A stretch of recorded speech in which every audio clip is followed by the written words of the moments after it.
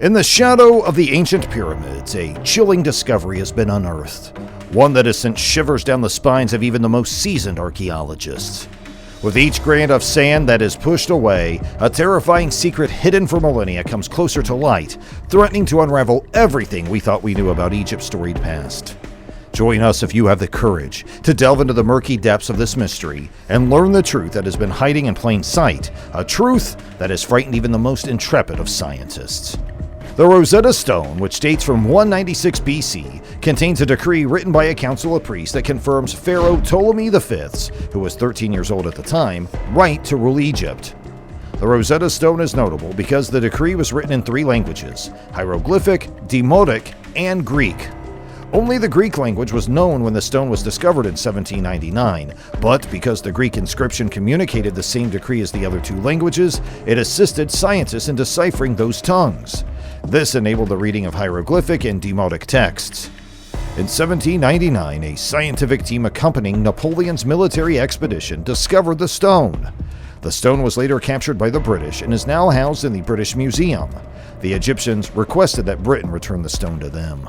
On the Giza Plateau, archaeologists from the Ancient Egypt Research Associates, or AERA, have been excavating a town on a regular basis since the year 1988.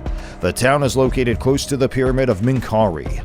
The pyramid that was built at Giza for the Pharaoh Menkaure, who ruled approximately 2490 through 2472 BC, was the very last pyramid to be constructed there, and the local residents of Giza would have been involved in the construction of the structure.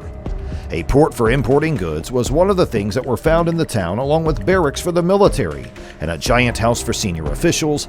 The discoveries provide a great deal of information about the people who built the pyramids and the logistics behind the construction of the pyramids, such as how the people who built the pyramids were fed. 1995 excavations at KV5 uncovered the fact that the little studied tomb was in fact the largest tomb that had ever been built in the Valley of the Kings. The tomb is still being excavated, and as of the most recent report, the archaeologists had discovered 121 corridors and chambers within it. The researchers have stated that they believe more than 150 will ultimately be found. Archaeologists discovered that the tomb was used to inter the pharaoh Ramses II's sons between the years of 1279 and 1213 BC. At the very least, 6 sons of royal families are known to have been buried in KV5. According to a report written by archaeologists working for the Theban Mapping Project and published on the organization's website, there are more than 20 representations of suns carved on its walls, which suggests that there may have been that many suns interred in the tomb.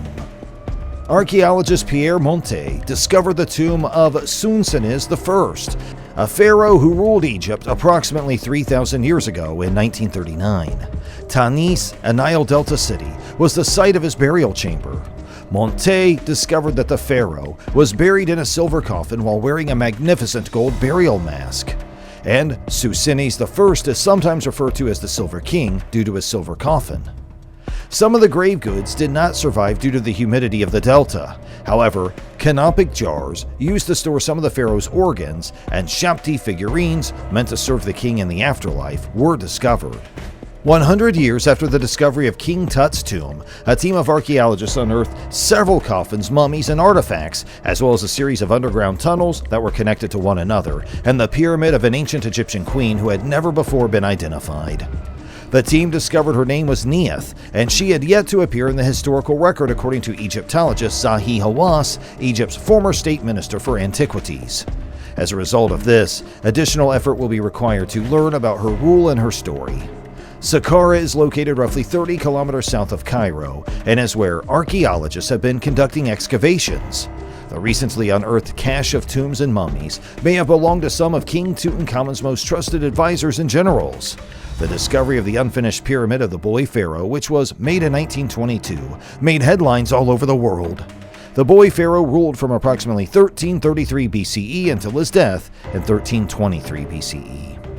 Egypt's oldest tomb, which is oriented towards the sunrise on the winter solstice, was discovered by a team from Spain's University of Malaga and the University of Jaén about a month before the winter solstice this year, which fell on December 21st. Every year on the shortest day of the year, the sun's rays cover a spot that was meant to hold a statue of a governor of the city of Elephantine who lived at the end of the 12th dynasty of Egypt around the year 1830 BCE. This particular individual lived during the time period in which Egypt was in its 12th and final dynastic era. The team explains in a paper that was published in the journal Mediterranean Archaeology that in order to achieve a perfect orientation with the sun, an Egyptian architect used a 2-cubic pole that was approximately 3 feet long, a square, and some robes in order to calculate the orientation of the entire chapel, as well as the location of the governor's statue. This was done in order to achieve perfect alignment with the sun. And because of these measurements, the tomb was able to accurately register the entirety of the solar cycle, which is connected to the concepts of rebirth and renewal. The winter solstice marked the beginning of the sun's victory over darkness as the day grew longer, whereas the summer solstice generally coincided with the beginning of the annual flooding of the Nile River. The winter solstice is also known as the shortest day of the year. Both events carried significant symbolism that was connected to the rebirth of the former governor who had passed away. The tomb of this governor was numbered 33 in the catalog, and it's possible that Governor Hakim Ankh was the one who built it. Between 2008 and 2018, it was the subject of an archaeological dig. Kathleen Martinez of the University of Santo Domingo in the Dominican Republic and her team discovered a tunnel 43 feet underground while conducting ongoing excavations and exploration of a temple underneath the ancient city of Tap Osiris Magna on the Egyptian coast. Tap Osiris Magna is located on the Mediterranean coast of Egypt, and sandstone had been excavated for approximately 4,281 feet to make way for the roughly 6-foot-tall tunnel. The design was referred to by the group as a geometric miracle. According to the Egyptian Ministry of Tourism and Antiquities, the design is comparable to that of the tunnel of Eupalinos in Greece, which was an aqueduct built on the island of Samos in the 6th century BCE. It's currently unknown what the purpose of the Tap Osiris Magna tunnel is. There are portions of it that are submerged in water.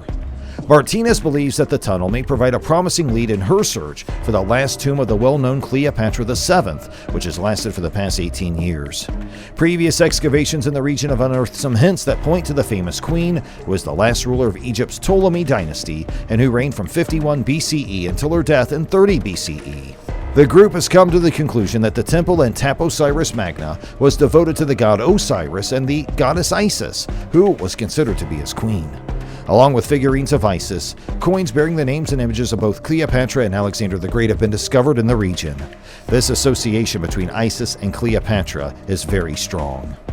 On July 14, 2018, Khalid El-Anani, Minister of Tourism and Antiquities, announced the success of an Egyptian-German archaeological mission led by the University of Tübingen to uncover a complete embalming workshop with burial chambers dating back to the 26th and 27th dynasties from 664 through 404 BC. The announcement was made during archaeological survey work in the Sawi Age cemeteries in Saqqara, which are located south of the Pyramid of Unas.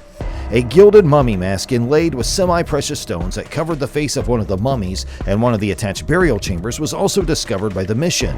3 mummies and a group of canopic vessels made of calcite, or Egyptian alabaster, as well as a number of Ushabati statues made of blue faience and vessels for embalming oils with hieroglyphic inscriptions were also discovered. The Egyptian Ministry of Tourism and Antiquities announced the discovery of 30 coffins in the Al-Asisif region in May 2019, including a distinguished group of 30 colored human wooden coffins for men, women, and children in good preservation. The coffins were discovered exactly as the ancient Egyptians had left them, with closed coffins containing mummies arranged in a cache on 2 levels, one on top of the other. The first level had 18 coffins, while the second held 12. Since the discovery was announced, many international media outlets have highlighted it as one of the largest archaeological discoveries in Egypt in a century. In April of 2019, the burial site of Khoi, who served as the supervisor of the royal palace during the latter part of the 5th dynasty, was located in the ancient cemetery of Saqqara.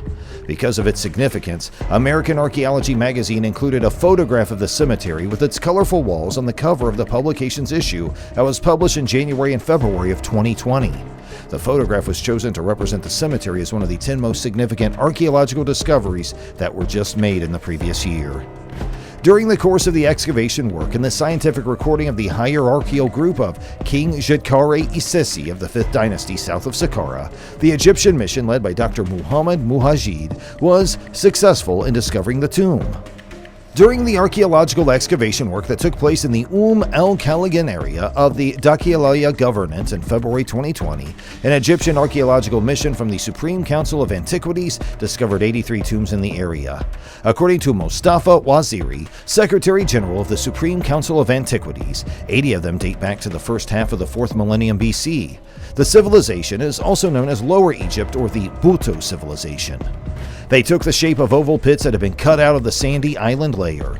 Inside these pits were found squat burials as well as burial furniture. Waziri has confirmed that this is the first time that pottery sarcophagi dating back to the Nakada III period had been uncovered in the Dakhiliya Governorate.